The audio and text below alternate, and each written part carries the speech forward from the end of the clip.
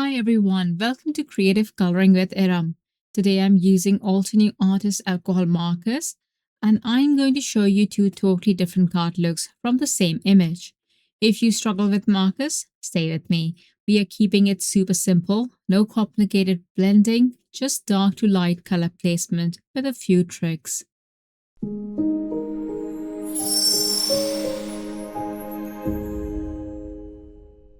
I'll use the Charming Clusters stamp set. It also has a coordinating die set. The main card that I will create will be almost one layer. It will have a one layer stamping and a bit of masking. I've got a panel of classic Crest solar white cardstock to a 1/4 inch smaller than my card front. I've stamped the smaller image on masking paper as that is far easier to cut the larger image which has too many tidbits. For perfect masking, I prefer to cut the image along the outline rather than outside it. This gives you a very seamless result. I will place the panel in the stamp wheel and stamp the smaller image in Obsidian Pigment Ink. Next, I will mask the image and then stamp the larger image. Then I will remove the mask. At this point, if you want, you can add more stamping. Be sure to remove the mask carefully, and you can use this mask later as well. I will use the Cottage Garden Artist Alcohol Markers to color the image, starting from dark to light. The plan was to alternate pink and yellow flowers, but I lost track and decided to adopt a more harmonious approach by incorporating 2 tones of each color in all the flowers, varying the concentration or percentage of a particular hue. So if you notice, my first flower is completely pink and the second one is completely yellow. But I will change this after I'm done with the other flowers. For the third flower, I will start by adding Dusty Pink CO27 right next to the flower center and onto the divots at the petal tips. To this, I will add Golden Honeycomb Y301. I will try but not to worry too much about this, to cover the entire pink pigment with this yellow. The tone of the pigment will change, but if you try not to cover too much of that pink, it will be okay. As I said, we want to keep this easy for you, and it isn't about blending today. We're just having fun and coloring.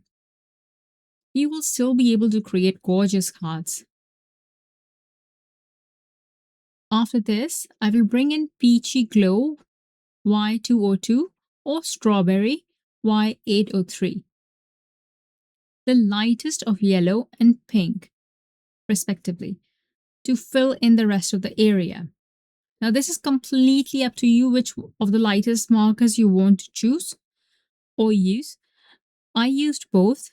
For the petals that were close to the pink flower at the top, I used yellow, the lightest yellow, and the petals towards the yellow flower, I used pink. At this point, if you want, you can go back in to add more of the CO27 Dusty Pink to bring back the punch. For the leftmost flower, I will start with Blush Rose CO28 and add more of this, covering a lot of the petal area. Next, I will bring in Golden Honeycomb Y301 and color the remaining area. This would immediately make this flower more vibrant than the two-toned one on the same level on the right. Now, I will go back to the first flower to add a bit of yellow tint, and this you can do by using the lightest or one before the lightest, depending on how much contrast or pop you want to add.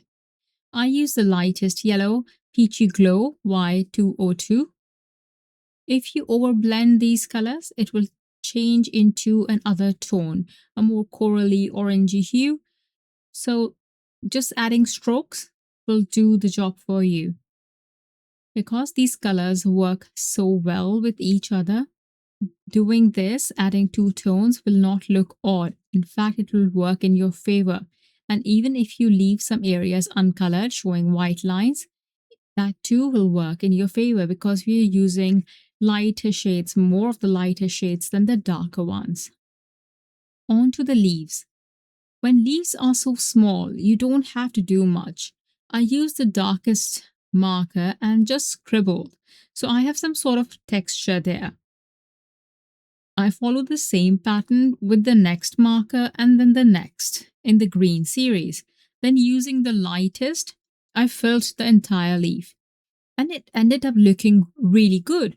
I didn't have to work hard at all. I use the same greens for the flower centers too, starting with the darkest to create a C shape, then adding the next shade in line, and then the next. If you think the greens are a bit too much, add a spot of yellow. Pick any of the lightest two yellows and add a dab of that in the center. Next, using Evening Grey Artist Alcohol Marker from a different set, I added an outline around the image. Then I used Morning Frost to color in the entire lower portion, including adding some shading to the outline of the image at the top. I added lots of dots using the same marker to diffuse the coloring into the white space. As I mentioned, I didn't want to spend a lot of time coloring, and I wanted this to be done as quickly as possible. And coloring this did not take me long at all. Once done, I added some black splatters using carbon black gouache and stamped the sentiment in Obsidian Pigment Ink. As this was so easy to color, I quickly stamped 2 more images, colored them similarly, then using the coordinating die, I cut them out. I also used the nesting circles die set to cut out a black circle and stamped die cut a sentiment for the second card. Now there are a couple of ways you can arrange this. You can heat emboss the sentiment on the black circle and then adhere the images as I'm showing on screen. That'll look really nice. Or move them to the side slightly and adhere them in a vine formation, as I'll be doing. First, I'll add black splatters and let them dry. Then I will adhere all the elements with Instant Dimension foam tape, giving the image and the card a completely different look. That's it for today. We use the same floral stamp to create 2 styles, one layer stamping with masking and the other with die cuts and dimension. If one layer stamping with masking is not your thing, you can recreate the first card look with die cuts as well. I hope you will try out these projects. If you want a slower real-time coloring video where you can color with me, tell me in the comments. Thank you so much for watching, and I'll see you next time. Bye! Wait, we have more where that came from. If you're after fabulous card making tutorials, you are definitely in the right spot. Our amazing design team create and upload fabulous video tutorials right to this YouTube channel. If you don't want to miss another amazing crafting tutorial, don't forget to subscribe and click that fun red button that you can see.